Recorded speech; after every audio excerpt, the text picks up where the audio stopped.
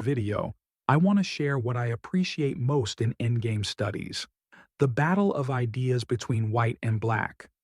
Unlike typical tactical puzzles where a spectacular first move sacrifice often leads to immediate collapse, endgame studies contain much more. A strong first move is merely the beginning. Your virtual opponent responds with active moves, beautiful defenses, and sacrifices of their own. These responses can refute your initial ideas and challenge you to find even better ones. Let's look at an example. Take a look at the following study and try to solve it, or at least come up with a move you'd like to play. White to play and win. Can you find the win? At first glance, you may wonder, why is this even a study? It looks trivial.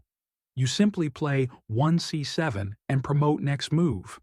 The knight sits conveniently on d8, allowing either 2c8 or 2cxd8, making the pawn unstoppable.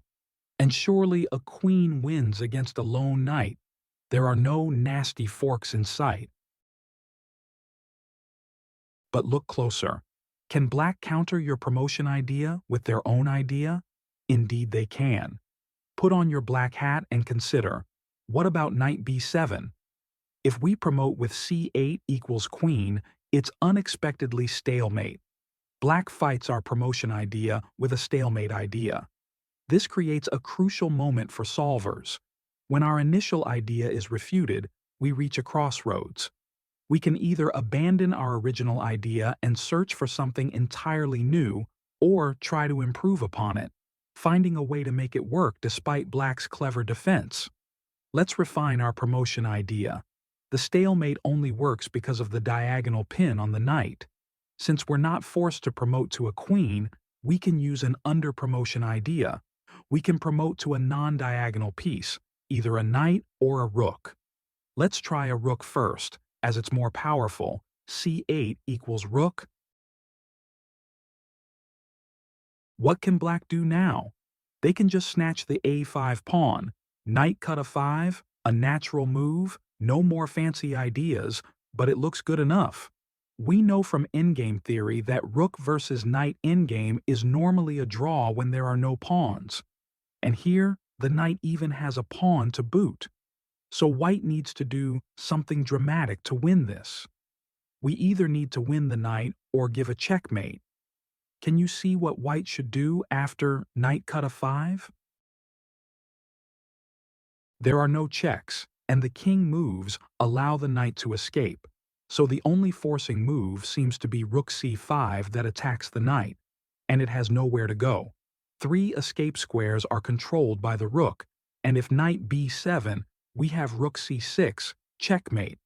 So it looks like, after all, white's promotion and under-promotion ideas triumphed over black's stalemate idea, and we achieved our solution. At this stage, we should look for some more crafty black refutations, but there are none in this study. However, remember about the crossroads that I mentioned before. If at any point you couldn't find the win with the rook, you may have tried the knight promotion and seen that it doesn't work. Or maybe you wouldn't even promote at all, impressed by the stalemate idea, and play king b4 instead, as some of the solvers of this problem did. That king b4 actually looks promising. Black will need to move the knight to d6, and we can attack it with king c5. The knight moves to c8 to maintain the blockade, while we can continue advancing with our king.